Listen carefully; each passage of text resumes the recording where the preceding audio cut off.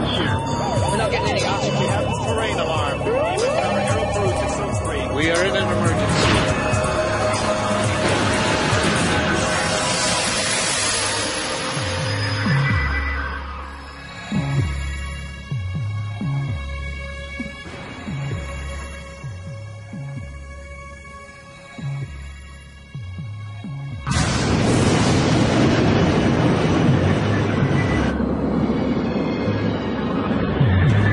Je ne vois rien du tout. Bon sang, on a dérivé. Non, je ne la vois pas. On est complètement à côté.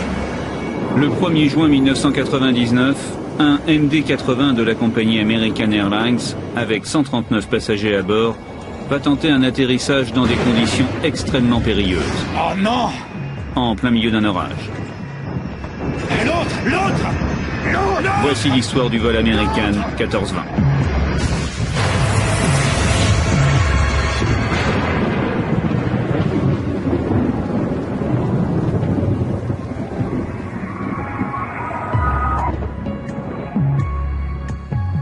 Ce soir de juin, le temps sur le sud des États-Unis est à l'orage. La météo est particulièrement pessimiste sur l'Arkansas, où de nombreuses formations orageuses sont attendues. The movement of the storms, everything is sliding to the southeast. So yes, we do have a stormy evening headed our way. Texas. Aéroport de Dallas-Fort Worth aux alentours de 20 heures. Le commandant Bushman et le copilote Michael Origal préparent leur dernier vol de la journée.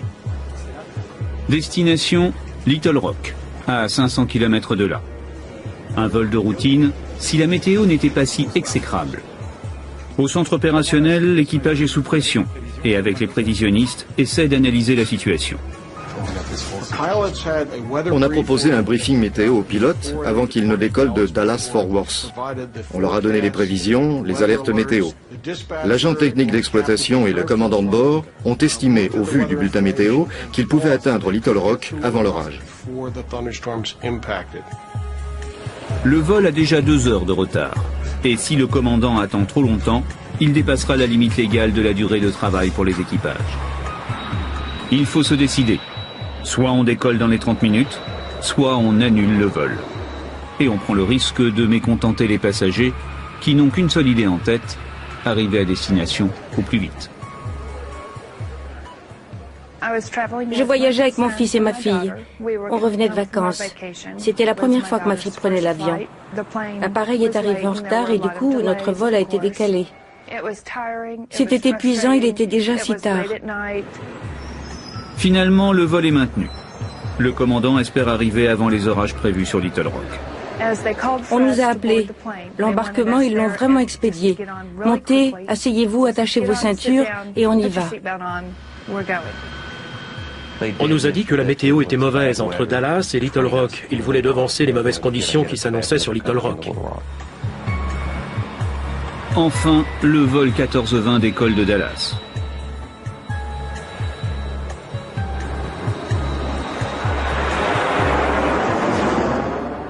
Depuis le dernier point météo, lors de la préparation du vol, la situation à Little Rock s'est encore dégradée. Mais à ce moment-là, l'équipage l'ignore. Il va le découvrir quelques dizaines de minutes plus tard, en approchant de sa destination. Pour l'instant, dans le cockpit, c'est la routine. American 1420, vous voulez toujours descendre? Pour l'instant, ça va. Jusqu'ici, tout va bien, American 1420, on vous tient au courant. Le copilote du vol 1420 était une jeune recrue. Il venait d'achever sa formation et on l'avait associé pour l'un de ses premiers vols avec un commandant de bord chevronné.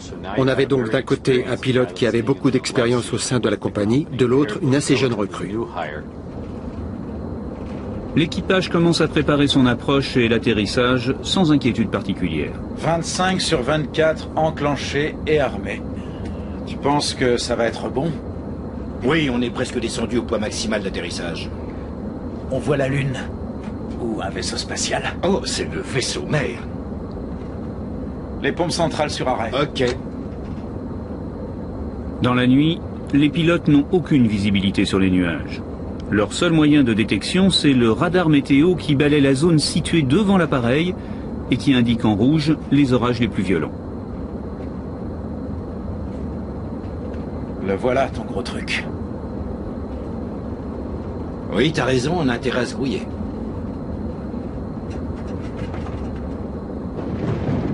Ça ne me plaît pas. C'est la foudre. Pas de doute là-dessus. En plus de leur radar météo, l'équipage reçoit également des compléments d'information depuis le centre d'exploitation de la compagnie.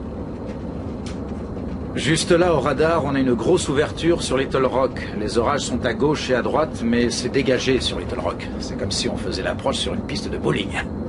Les orages se déplacent est-nord-est, en direction de Little Rock. On va devoir faire avec. Tu sais, je crois qu'on ferait bien de se dépêcher.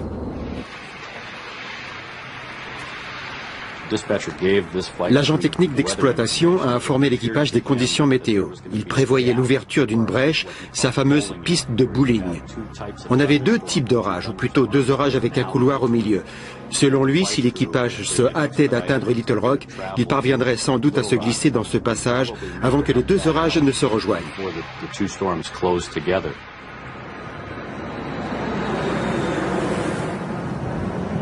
Le vol 1420 amorce sa descente sur Little Rock et sa course de vitesse contre les orages. Car c'est bien d'une course dont il s'agit.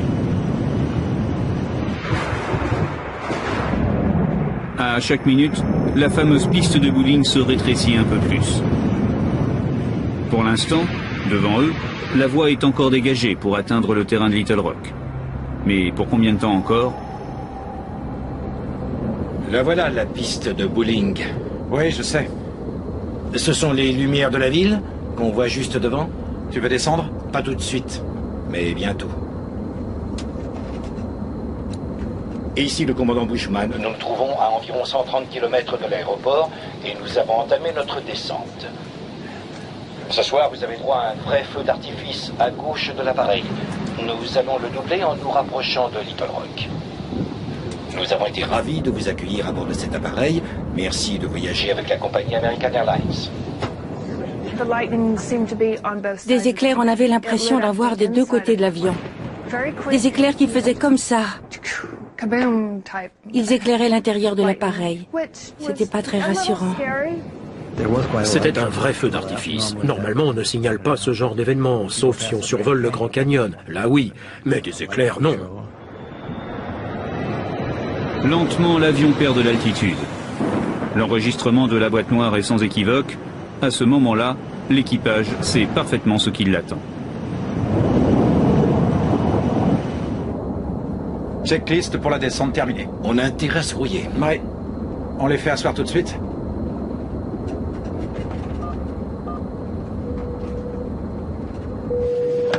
J'écoute. Ça devrait encore pas mal secouer. Alors, si vous voulez bien... Vous voulez qu'on les fasse asseoir? Vous en êtes où, là? On a presque fini, mais pas tout à fait. Alors, terminez rapidement. D'accord.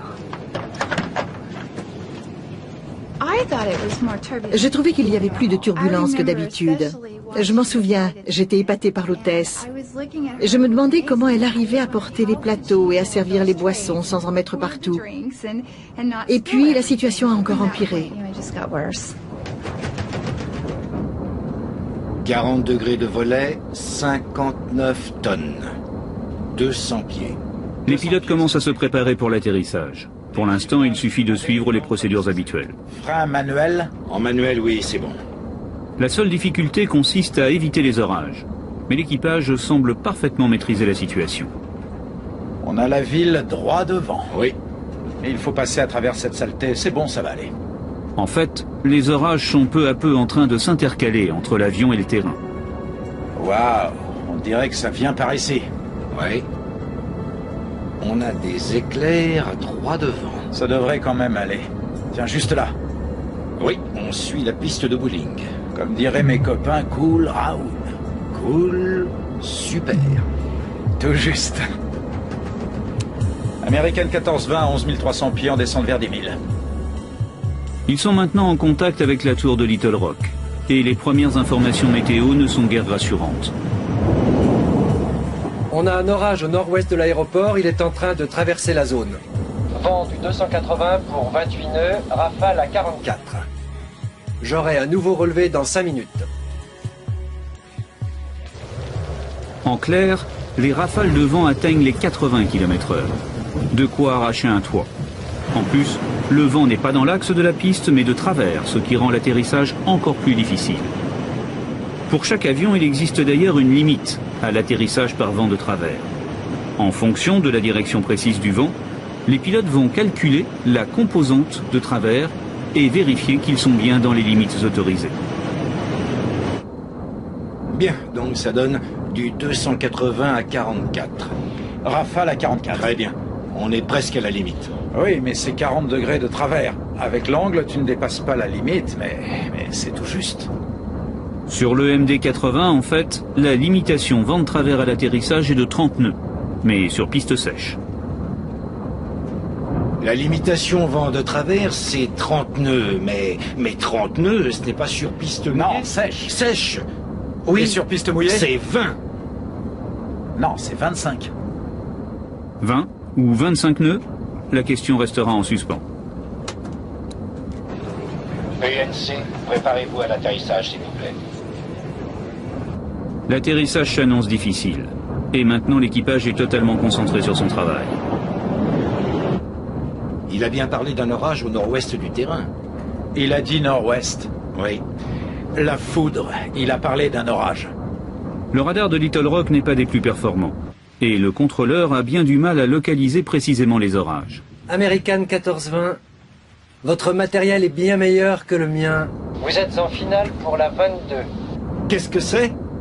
On voit l'aéroport d'ici, cela dit, on le voit à peine. Mais on devrait pouvoir se poser sur la 22. L'orage vient par ici comme indiqué sur votre radar. Mais il est un peu plus loin que vous ne le pensiez. Le contrôleur leur a dit qu'ils avaient un bien meilleur matériel que le sien. Le contrôleur, sur le vol dont on parle, disposait d'un écran radar monochrome, disons quasiment noir et blanc, qui ne lui permettait pas de déterminer l'intensité de l'orage.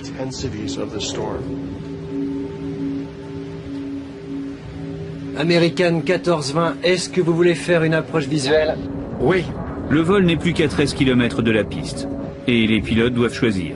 Soit faire une approche avec l'aide de l'ILS, le système d'atterrissage aux instruments, soit plus simplement se poser à vue. Mais une approche visuelle paraît ce soir difficile. Pour le moment, on ne voit pas grand-chose. On va rester avec vous le plus longtemps possible. Soudain, le vent change de direction. Et cela ne fait pas l'affaire des pilotes. Le vent a un peu tourné. Il est du 330 pour 11 nœuds. Oh, c'est un peu mieux que tout à l'heure. Oui, mais on se retrouve en vent arrière. Atterrir en vent arrière, c'est-à-dire avec le vent dans le dos, augmente la vitesse de l'avion, et donc la distance de freinage au sol. Mais quelques secondes plus tard, la situation se détériore encore un peu plus. Juste maintenant, on a une alerte de cisaillement. Un cisaillement signifie une inversion brutale du sens du vent. C'est un des pièges les plus terribles. À basse vitesse, au moment de l'atterrissage, un avion pris dans un cisaillement peut tout simplement décrocher et s'écraser. Alors, les cisaillements de vent, avant tout, lorsqu'on est près du sol et que tout d'un coup on a une rafale de vent, eh bien, il est très facile de toucher le sol. L'avion s'incline brutalement, on touche d'une aile ou d'un réacteur, ça arrive, c'est déjà arrivé.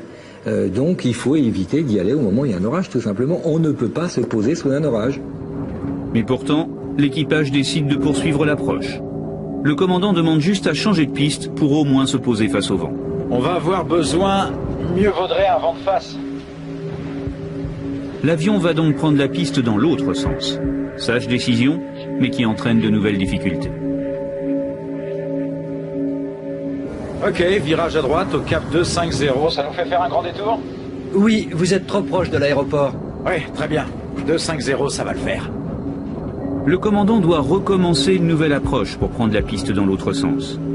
Mais pendant la manœuvre, le radar météo, qui balaie la zone située devant l'appareil, perd la trace des orages. Pire, durant les 10 minutes de cette nouvelle approche, les orages s'intensifient et maintenant arrivent à la verticale du terrain.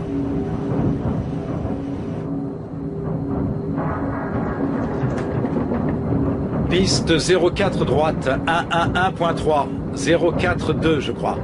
J'ai l'impression qu'on vient de passer au-dessus. Reçu, 1420 autorisé. Nouvelle procédure d'atterrissage, forte turbulence, mauvaise visibilité. La pression sur l'équipage augmente de seconde en seconde. Sur 122.17. En cas de remise de gaz, c'est virage à droite et montée à 4000 pieds. Regarde, tu es à l'aéroport. Non, je n'ai pas l'aéroport. Tu es à l'ILS, c'est ce que je veux dire. Oui, j'ai l'ILS. Les pilotes de ligne ont coutume de voler même quand la météo est mauvaise. Seulement quand le temps se gâte, ils se retrouvent tout à coup avec bien plus de boulot sur les bras. Il faut se confronter aux nuages, à la pluie, à la foudre, aux orages, au vent, tous ces phénomènes météo qui vous tombent dessus à mesure qu'on s'approche de la zone aéroportuaire. American 1420, le reste de l'orage nous arrive dessus. Vent du 340 pour 16 nœuds, rafale à 34. Cette fois, il devient urgent d'atterrir ou de se dérouter. Tu préfères une approche courte, tu veux y aller serré? Oui, mais seulement si tu arrives à voir la piste, parce que moi je ne vois pas grand-chose. Oui, elle est juste là. Parfait. Tu la vois? Donne-moi juste la direction pour que je commence à ralentir. Donne-moi 11 degrés de volet. Bon sang, il passe juste à la verticale du terrain. American 1420, vous m'avez appelé? Oui. On voit l'aéroport, mais on passe entre les nuages. Je dirais qu'il est à 3 heures en bas, à environ 6 km. American 1420, c'est correct. Vous préférez le tenter en visuel ou vous y allez à l'ILS? L'approche à vue est la plus rapide, c'est le choix du commandant. Oui, on peut commencer en visuel, si on y arrive. American 1420 autorisé pour approche visuelle, piste 04 droite. Si vous la perdez ou si vous avez besoin d'aide, prévenez-moi. Seule contrainte pour ce type d'approche, ne jamais perdre la piste de vue. Mais les nuages et la pluie réduisent sérieusement la visibilité et le commandant a bien du mal à distinguer l'aéroport. Ok, tu l'as vu? Tu as vu l'aéroport juste là? Où ça? Là, tu es en vente arrière, il est juste là. Là, tu vires pour rejoindre la bonne trajectoire et voilà l'aéroport. Tu es en base, c'est juste là. Je suis en base, là? Je l'ai perdu. Je ne vois toujours rien. Donne-moi un câble, je ne sais pas. American 1420, affiché 118.7, piste 04 droite, autorisé à atterrir. Vent du 330 pour 21 nœuds. 18-7, on va afficher. American 1420, merci. Autorisé piste 04. Tu vois, ces lumières rouges là, elles sont où par rapport à la piste? Voilà la piste. On a 2 pistes. Oui, je sais. On la perd. Ça m'étonnerait qu'on puisse rester en visuel. La mission est impossible. Le commandant renonce à l'approche visuelle et décide de refaire une 3e approche, cette fois aux instruments. Et les minutes s'écoulent. Approche American 1420. American 1420, oui monsieur. Oui, il y a un nuage entre l'aéroport et nous. On vient de perdre de vue le terrain. Je suis sur le cap. Je suis sur le dernier cap que vous nous avez donné. On dirait que ça ressemble à l'étape de base. American 1420, volez au 220. Je vous quitte sur l'ILS. Ces images tournées ce soir-là par une chaîne locale prouvent la violence de l'orage qui s'abat sur Little Rock. Le commandant devient nerveux. Tu sais, j'ai horreur de me retrouver comme ça en visuel la nuit et gros temps sans savoir où je suis. Ce qui me chiffonnait vraiment, c'est que je savais qu'on était en train de descendre très bas et qu'à cause de la pluie, on ne pourrait pas reprendre d'altitude. Et puis ça secouait drôlement. Cette fois, on rentre en plein dans la crasse. C'est vrai. Approche American 1420. Je sais bien que vous faites de votre mieux, mais on se rapproche vraiment de l'orage et on va devoir jouer très serré. L'avion était secoué dans tous les sens. Il était complètement instable. Je ne sais pas pourquoi, mais j'étais sûr et certain que ça allait mal tourner. Je ne sais pas pourquoi. Cette fois, le vol 1420 est en finale. Il descend vers la piste et file droit vers le cœur de l'orage. À cet instant, le commandant a encore le choix.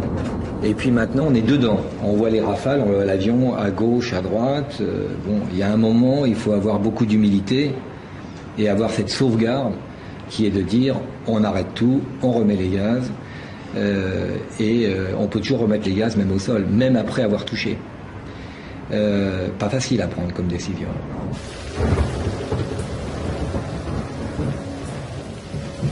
À 4 minutes de l'atterrissage, l'avion vole maintenant sous une pluie battante, à travers des nuages qui réduisent dangereusement la visibilité.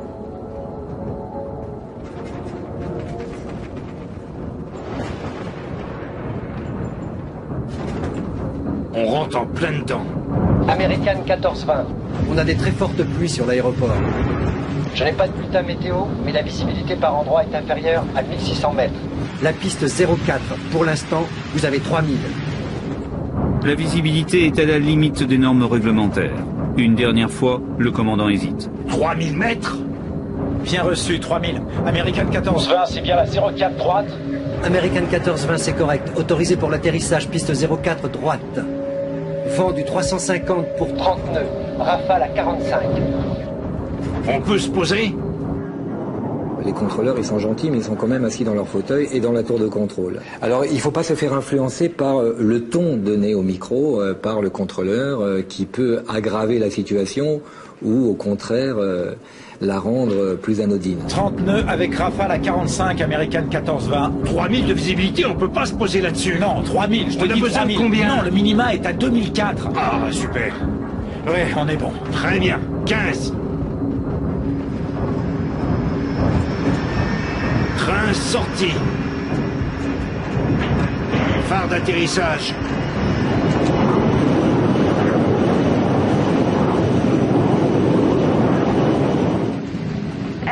On est descendu dans un nuage très sombre, un nuage noir. On aurait dit que la pluie tombait à l'horizontale. Ça soufflait drôlement, à tel point que l'avion remuait dans tous les sens. Je n'avais jamais vu ça avant. Je me suis raidi à m'en faire mal. Et puis j'ai remis mes chaussures pour me tenir prêt à sortir. Il y avait un truc qui clochait et ça m'angoissait terriblement. Les limitations de vent de travers sont dépassées. Durant quelques secondes encore, l'équipage pourrait renoncer, faire une remise de gaz. Il n'en fera rien, malgré la multiplication des alertes. Alerte de cisaillement au centre du terrain. 350 pour 32 nœuds. Rafale à 45. Limite nord, vent du 310 pour 29 nœuds. Limite nord-est, vent du 320 à 32 nœuds. Je n'avais jamais senti de pareille secousse. Pas de doute, les orages étaient tout près. J'ai pensé que si le pilote essayait de se poser malgré des conditions météo pareilles, on allait s'écraser. 28 degrés de volée. On accélère de 20. Mais alors qu'ils sont en courte finale, la visibilité devient de plus en plus mauvaise. American 1420. La visibilité sur la 04 droite est maintenant de 1600 mètres. Bon sang! Dans le poste, la tension est extrême et le stress intense. Je ne vois rien du tout. Tu la vois, toi, la 04? Il faut avoir un minimum de stress pour être en veille permanente, pour réagir d'une façon saine. Et on devient efficace à ce moment-là. Si on n'a pas de stress du tout, on devient dangereux parce qu'on n'a pas la veille suffisante. Mais par contre, si le stress est trop important, là on est derrière la machine et on devient dangereux aussi. Donc il faut rester dans les bonnes limites. Et visiblement, ce soir-là, les limites sont franchies et l'équipage commet des erreurs. On ne voyait rien. Le vent repoussait l'avion avec une violence inouïe. Il y avait un tel vent de travers que j'avais peur qu'on atterrisse sur l'aile. J'ai eu peur qu'on se retourne. Ça sentait vraiment là aussi. Tu veux 40 degrés de volée? Ouais, je pensais te l'avoir demandé. Je savais à sa façon de manœuvrer l'avion et au bruit des moteurs qu'il essayait de se mettre dans l'axe de la piste. Je ne voyais rien, mais je savais qu'on était tout près. Je n'arrêtais pas de me dire, mais où est la piste? 1000 pieds.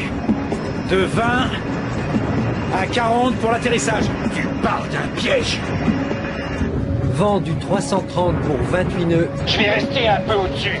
La piste est sur ta droite, tu la vois? Non. J'ai la piste en vue, tu es pile dans l'axe. C'est bon, Reste c'est bon, où tu je es. savais. Tout le monde, ou presque, se cramponnait tant qu'il pouvait. On regardait droit devant nous, sans broncher. Je craignais le pire. On n'allait peut-être pas réussir à se poser. L'avion est maintenant à très basse altitude. Et plus il se rapproche du sol, plus les turbulences sont violentes.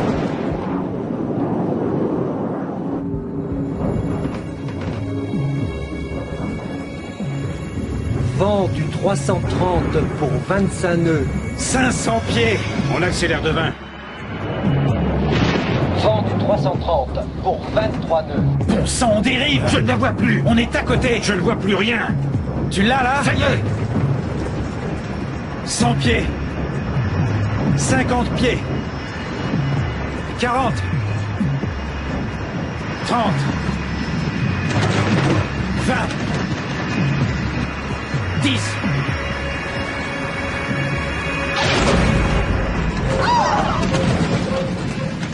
On a touché la piste très durement, sans ralentir. Contact! On glisse! C'est pas vrai! On continuait d'aller très très vite. Je me suis dit, on est tous morts. Les freins!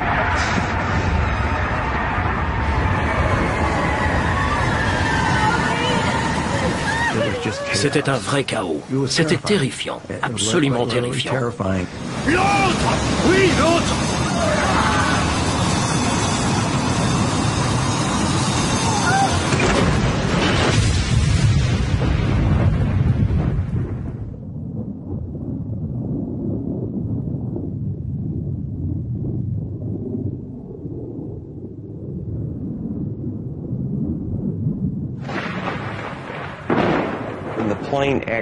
Quand l'avion s'est arrêté, il y a eu un moment de silence complet. Le feu avait pris devant moi. C'était plein de débris, tout était silencieux. Je me suis dit, mon Dieu, je suis morte.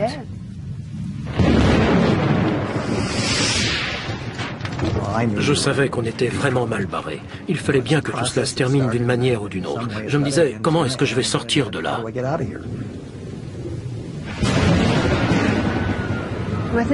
Durant ces minutes, j'ai d'abord entendu un petit cri. Puis le cri s'est amplifié. Il est devenu de plus en plus fort, comme si on criait dans un porte-voix. Tout à coup, ça a fait tilt. C'était ma fille. Là, je me suis dit qu'il fallait absolument sortir de là, qu'il fallait faire quelque chose. Les passagers se ruent dehors avant que le feu ne s'empare de la cabine. J'avais une omoplate brisée. Je m'étais démis l'épaule. J'avais des côtes cassées. Mais je ne sentais rien. Tout ce que je voulais, c'était sortir. Je ne voulais pas mourir là-dedans. J'ai dû sortir de l'avion en une dizaine de secondes. C'était comme pendant la guerre. Go, go, go! J'ai crié, allez, on sort de l'avion, on court, il faut sortir de l'avion.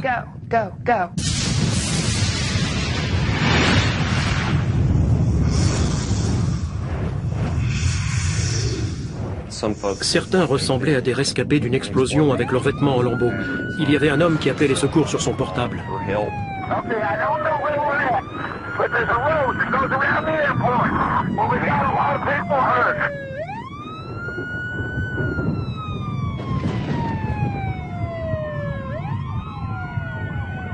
Lancés à plus de 160 km/h sur une piste détrempée, les 65 tonnes de l'avion ont défoncé un terre-plein de 7 mètres de haut, percuté une passerelle métallique, avant de s'échouer sur la rive boueuse de l'Arkansas. Dans l'épave cassée en 3 morceaux, on relève 11 morts, dont le commandant, tué lorsque la passerelle métallique a perforé le poste de pilotage.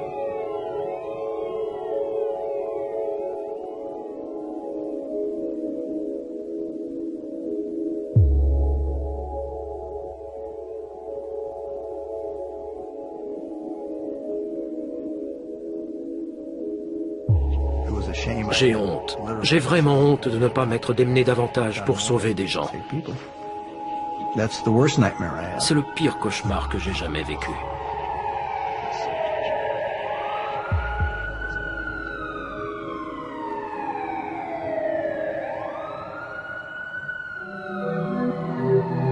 Dans les minutes qui suivent l'accident, les autorités préviennent le NTSB, le Bureau national de la sécurité des transports aux États-Unis.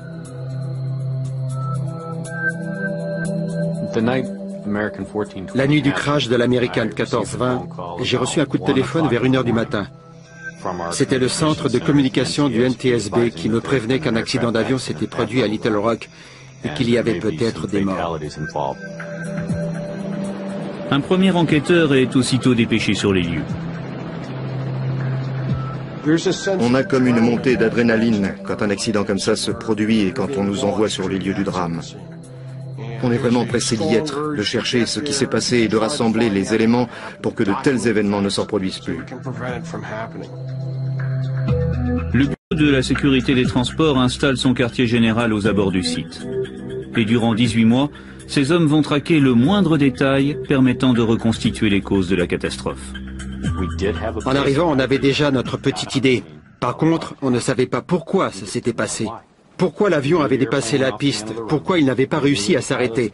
On savait que c'était le choc avec la passerelle qui avait démoli l'appareil, que l'incendie qui s'était déclaré ensuite avait fait plusieurs victimes, mais on n'en savait pas plus. Les enquêteurs refont le chemin à l'envers et analysent la succession des événements depuis l'approche finale jusqu'au départ de Dallas-Fort Worth.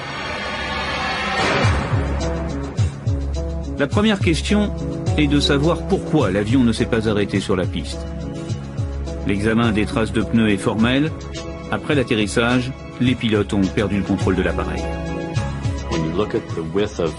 Si on considère la largeur de ces traces de pneus, on se rend compte que l'avion ne roulait pas en ligne droite. Il glissait sur le côté. On a cette machine d'une 60aine de tonnes avec une centaine de passagers à son bord en train de glisser de façon incontrôlable au-delà de la piste.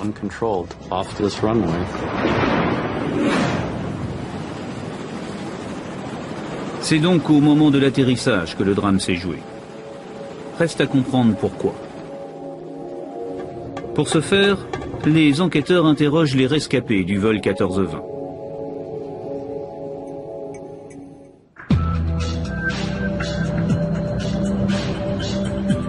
Ils n'auront aucun mal à les retrouver.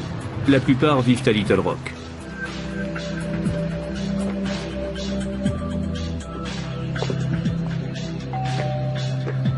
Rapidement, au fil des témoignages, ils détectent une anomalie dans la procédure d'atterrissage.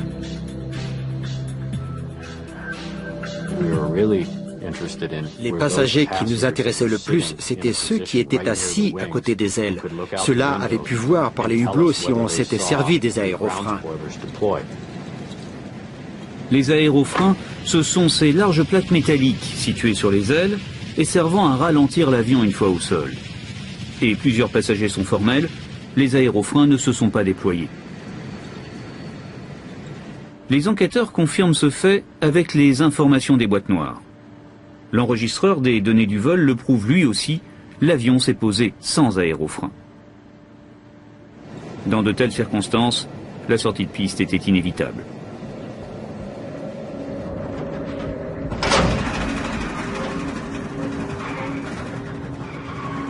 Les freins! On glisse!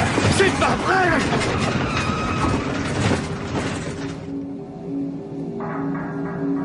Mais cette absence d'aérofrein est-elle due à une panne mécanique ou à une faute de pilotage?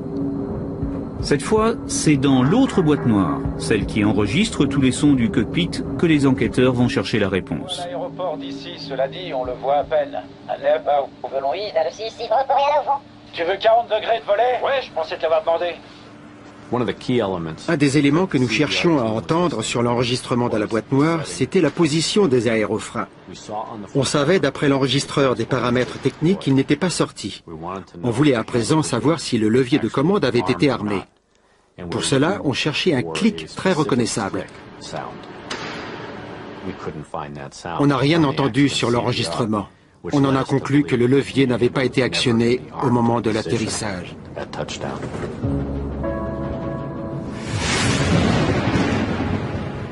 Le commandant a donc purement et simplement oublié d'armer les aérofreins. Une erreur qui lui a probablement coûté la vie, ainsi qu'à 10 de ses passagers. Mais les enquêteurs ne s'arrêtent pas là. Cette erreur est une explication, mais ce n'est pas la seule. Il faut maintenant identifier les autres causes.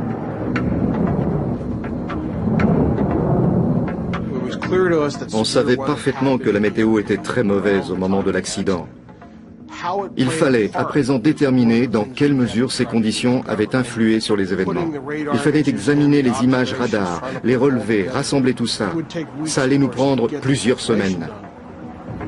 Une des questions est par exemple de savoir si l'équipage a sous-estimé les conditions météo ou s'il avait pleinement conscience des risques encourus. Cette fois, on rentre en plein dans la crasse.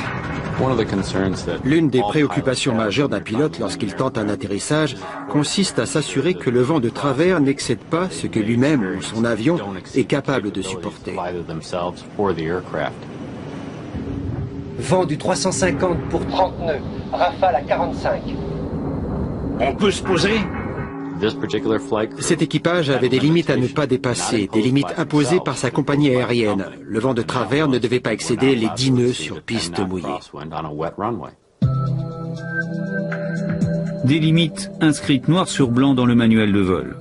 Aucun doute possible, l'équipage du vol 1420 a largement dépassé les limites. 30. Tu parles d'un piège.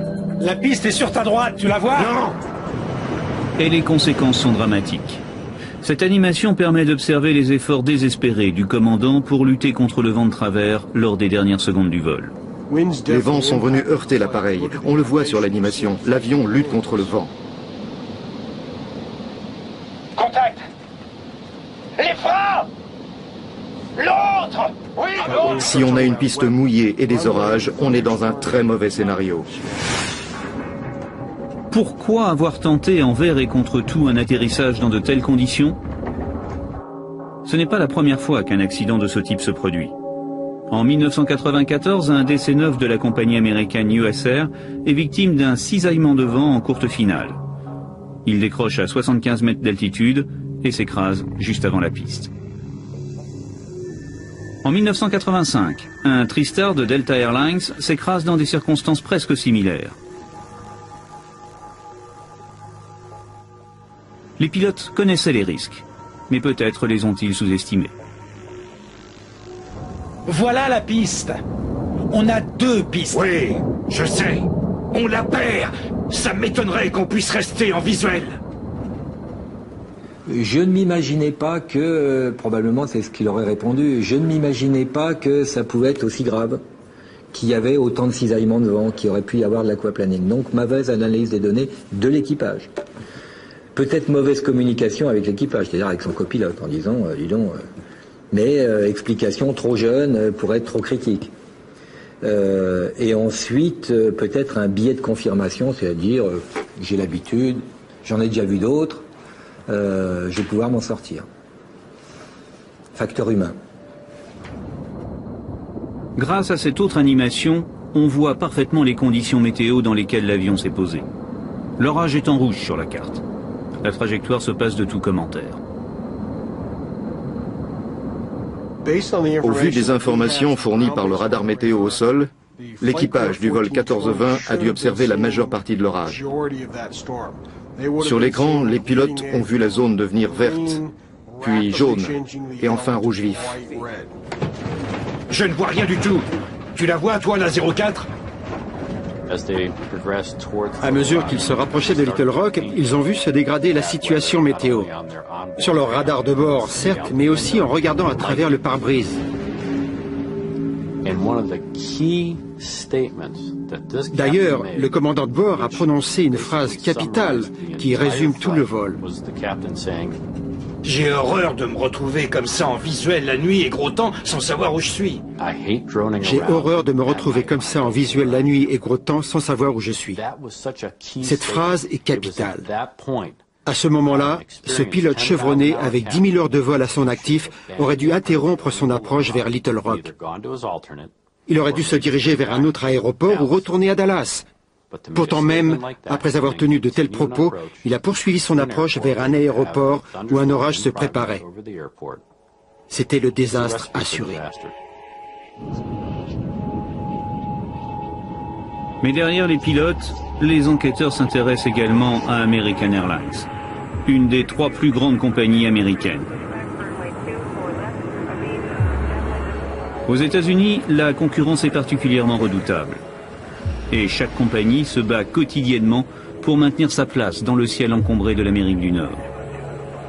Alors, la pression commerciale et le souci permanent de rentabilité ont-ils eu une influence dans le drame?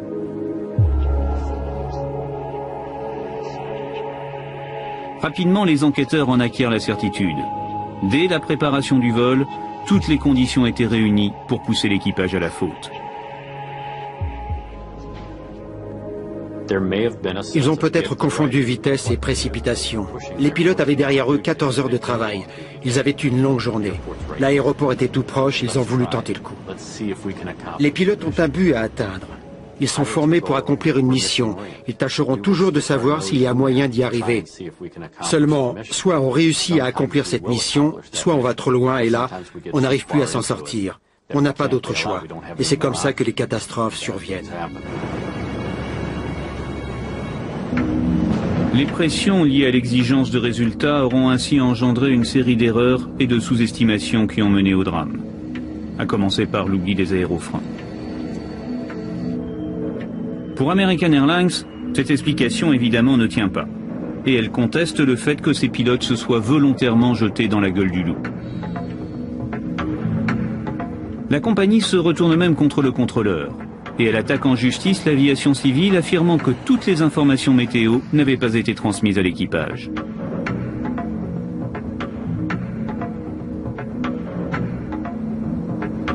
American 1420, votre matériel est bien meilleur que le mien. Vous êtes en finale pour la 22. Mais après avoir entendu le contrôleur de Little Rock, les enquêteurs américains demeurent sceptiques. C'est tout à fait improbable. L'équipage a été pleinement informé des conditions météo et de la gravité de la situation, à la fois pendant le vol et au cours de l'atterrissage à Little Rock. Face à la commission d'enquête, ce sont bel et bien les pilotes et la compagnie qui se retrouvent sur la sellette. Et pour les passagers, il est indispensable d'établir les responsabilités. C'est en partie une question d'argent. On veut qu'ils paient parce que j'ai lu les lettres qu'ils ont envoyées à mon avocat. Ils ont minimisé tout ce qu'on a enduré, les brûlures infligées à ma fille, ses blessures, les conséquences psychologiques pour mon fils de 15 ans, pour ma fille et pour moi. Ils ont essayé de tout minimiser. C'est pour ça qu'on veut leur en faire voir. Comme de nombreux rescapés, René Salzman assiste aux audiences publiques organisées 8 mois après le drame. Notamment à celle du copilote, le seul survivant du cockpit après le décès du commandant. Quand on s'est retrouvé en bout de piste, j'ai vu le balisage arriver sur nous et j'ai compris qu'on allait sortir. Je ne voyais rien de ce qu'il y avait devant nous. Je me suis dit que le train d'atterrissage allait lâcher et qu'on allait continuer à glisser comme ça et qu'on s'en tirerait. Mais c'est là que j'ai senti le choc. Vous pensez bien que j'ai suivi les débats de très près. Je voulais savoir ce qui s'était passé. J'ai assisté à toutes les audiences organisées par le Bureau national de la sécurité des transports. Ça m'a rendue folle. J'estime qu'ils ne lui ont pas posé les bonnes questions. Moi, j'aurais voulu lui demander, mais à quoi est-ce que vous pensiez? Pourquoi est-ce que vous avez joué avec nos vies? Le témoignage du copilote est discutable. Il affirme avoir demandé au commandant de bord d'interrompre l'approche et de procéder à une remise de gaz. Qui peut demander d'interrompre l'approche? N'importe quel pilote. Avez-vous demandé une remise de gaz? Oui, monsieur. Si on écoute l'enregistrement audio, on entend parfaitement le mot remise et le mot gaz. On a dû parler en même temps, puis je l'ai regardé et il s'est remis dans l'axe pour l'atterrissage. Mais les enquêteurs, eux, n'entendront jamais ces mots sur l'enregistrement audio. Bon sang, on dérive, je ne la vois plus. On est à côté. Il s'en est tenu à ces déclarations, mais nous, on n'a jamais rien pu prouver. Ça a fait naître une controverse, parce qu'on ne savait pas si ça s'était passé comme ça ou pas. L'audition du copilote fait naître aussi quelques doutes sur la précision des consignes données aux équipages d'American Airlines en cas d'orage. Cette fois, c'est le représentant de la compagnie qui est interrogé. Quand on lui a posé la question, il nous a répondu que ses pilotes n'étaient pas autorisés à voler par ce type de temps. Nos pilotes ne sont pas autorisés à atterrir ou à décoller lorsque la zone terminale est prise dans les orages. Une règle qui manque quelque peu de précision. C'est très subjectif du point de vue du pilote. Il faut imposer des limites aux pilotes. Quand on a affaire à des phénomènes de convection, quand on a une activité orageuse, disons à moins de 9 km de l'aéroport, quand on observe des éclairs, des vents cisaillants, il ne faut pas s'y risquer. Le Bureau de la sécurité des transports découvre aussi que, toute compagnie confondue, l'atterrissage par temps d'orage n'a rien d'exceptionnel.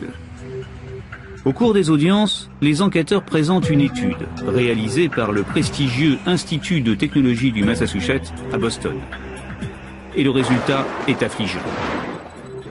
Sur cette animation, les vols en phase d'atterrissage sont superposés avec les zones orageuses en jaune et en orange pour les plus violentes. Sur l'ensemble des États-Unis, les chercheurs ont étudié 2000 cas où des avions se dirigeaient vers une zone orageuse. Résultat, 2 fois sur 3, l'équipage ne s'est pas dérouté et s'est posé. J'ai été très surpris par le témoignage au cours de l'audience publique. Ils volent sur les meilleurs appareils. Ils ont reçu la meilleure formation possible. On leur fournit tous les renseignements dont ils ont besoin. Et pourtant, ils continuent de prendre des décisions dangereuses. J'ai été très surpris qu'ils aient essayé de se poser.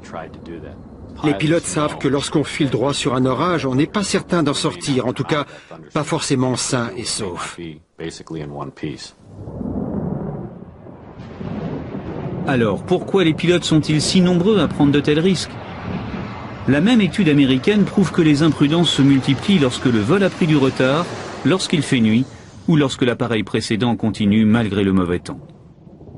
Dans l'accident de Little Rock, 2 de ces 3 facteurs ont joué. Il faisait nuit et le vol avait pris du retard. Les conclusions de l'enquête ne sont guère rassurantes. L'accident de Little Rock n'est que la partie tragique et visible d'une habitude dangereuse et répandue. On ne constate pas de progrès significatif, pour tout dire. On ne peut pas prolonger la formation indéfiniment. Le mauvais temps a joué un rôle essentiel dans cet accident.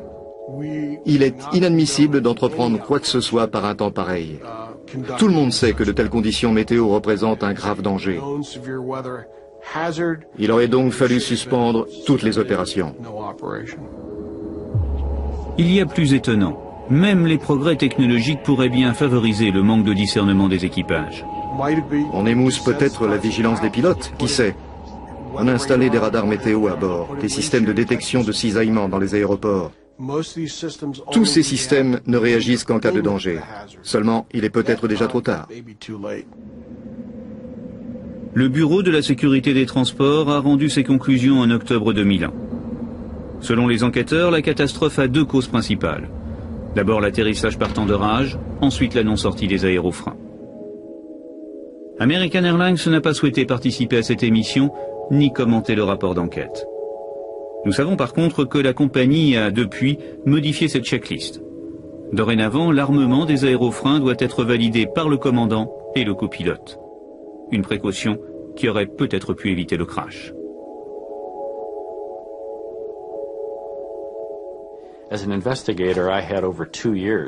Au cours de mon enquête, j'ai disposé de plus de 2 ans pour déterminer ce que le commandant de bord avait tenté de faire.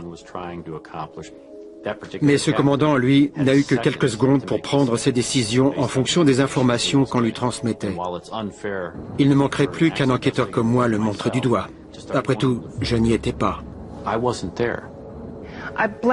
J'estime que c'est de leur faute, mais je ne leur en veux pas. Je ne veux pas perdre mon temps à me mettre en colère. Ils ont eu pépin sur pépin. Ça peut se comprendre, mais je n'arrive pas à comprendre qu'on puisse avoir envie de se tuer. On est allé sur sa tombe à l'US Air Force Academy. On y est allé 3 fois. Ce type-là s'est retrouvé piégé dans une situation impossible.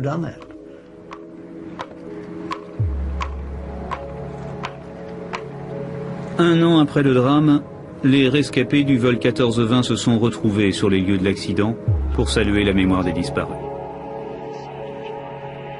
Pour tous les survivants, les séquelles sont durables et profondes.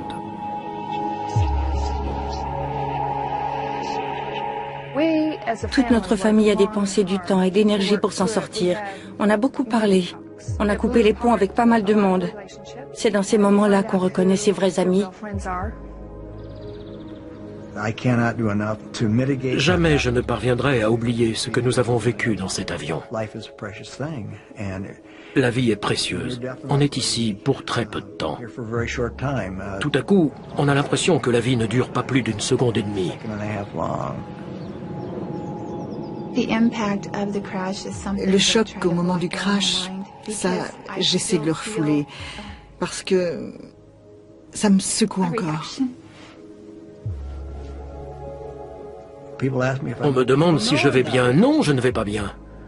Non, on n'ira plus jamais bien. Qu'est-ce que ça veut dire, aller bien? On a changé. Il faut qu'on s'y fasse. Nous devrons vivre avec.